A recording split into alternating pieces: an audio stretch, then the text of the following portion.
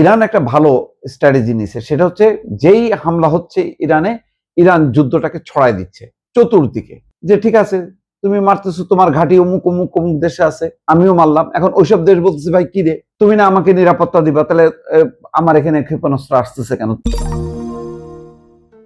মহা বিপদে পড়েছে ডোনাল্ড ট্রাম্প। ইরানের সাথে পাঙ্গা নিতে যে এখন ধরা খাইছে। কিভাবে? 11 দিন পর দেখছেন অটোমেটিক তারা বন্ধ করে দিছে, আর হামলা চালাচ্ছে না। ট্রাম্প বলতেছে তার তো কথার কোনো মা বাপ নেই, যে ইরান খুবই আলোচনা চাচ্ছে, সেই কারণে আমরা আপাতত একটু মানে হামলা চালাচ্ছি না, বড় ধরনের হামলা করব যদি কথা না শুনে, এরকম একটা 7-5 বুঝাইছে। এখন সমস্যা হলো ডোনাল্ড ট্রাম্পরে তো সাংবাদিকরা পাল্টা কড়া প্রশ্ন করতে পারে না, প্রশ্ন করলেই ওই সাংবাদিক এবং ওই প্রতিষ্ঠানের খবর আছে। তো যাই হোক, এখন নিউ ইয়র্ক টাইমস আজকে একটা খবর ফাঁস করে দিছে। কি ফাঁস করছে? যে তাদের প্রতিরক্ষা ক্ষেপণাস্ত্রের যে মজুদ, সেই মজুদ ফুরায় আসতেছে।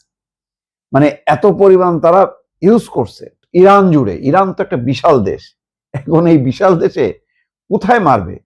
তেহরানে নাকি হরমুজের আশেপাশে? কোথায় মারবে? আর মারার আর জায়গা পাচ্ছে না, এবং মারতে মারতে তাদের ক্ষেপণাস্ত্র মজুদ ফুরায় যাচ্ছে। আর ইরান খুব কৌশলের সাথে কি করছে, যুদ্ধটা ছড়াই দিছে।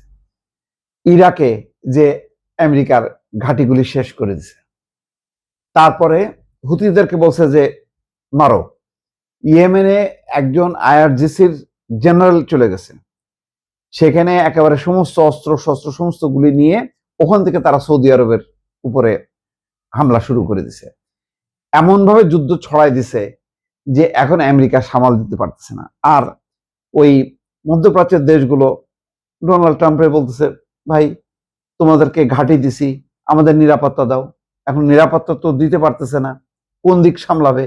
কারণ 26-27 যে ঘাঁটি আছে, প্রত্যেকটা ঘাঁটিতে হানা দিছে ইরানের ক্ষেপণাস্ত্র, এবং এমন যে তাদের ব্লাস্টিক ক্ষেপণাস্ত্র জর্ডানে, সেটা তাদের আকাশ প্রতিরক্ষা ব্যবস্থা ফাঁকি দিয়ে সেখানে আঘাত করছে, এবং 3 জন স্পটে মারা গেছে।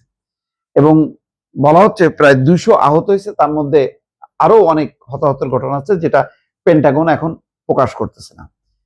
মোট কথা, এখন তাদের ক্ষেপণাস্ত্র এবং অন্যান্য গোলা বারুদের মজুদ ফুরায় যাচ্ছে। এই অবস্থায় তারা আর কন্টিনিউ করতে পারতেছে না। এই কারণে এখন পট করে 11 দিনের মাথায় তারা চুপ মেরে গেছে। এখন ওই ক্ষেপণাস্ত্র তো বা বোমা গোলা বারুদ এগুলি তো আর মানে চট করে বানানো যায় না, বানাইতেও তো সময় লাগে। এখন এইরকম বেকায়দায় পড়ে তারা এখন মধ্যপ্রাচ্যের এই যুদ্ধটা আর আগায় নিতে পারতেছে না। এই হলো আসল রহস্য।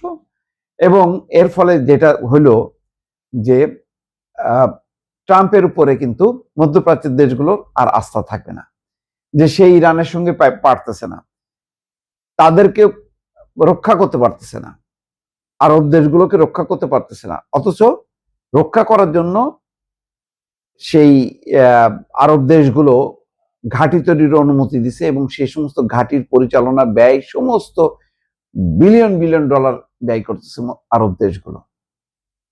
এত অর্থ ব্যয় করার পরেও তারা যখন মানে কোনো নিরাপত্তা পাচ্ছে না, এবং আমেরিকা তাদেরকে সেই নিরাপত্তা নিশ্চিত করতে পারছে না, এখন ট্রাম্পের উপর চাপ পড়ছে। ট্রাম্প ইরান সামলাবে নাকি সৌদি আরব সামলাবে, কুয়েত, কাতার, কোন দিকে সামলাবে?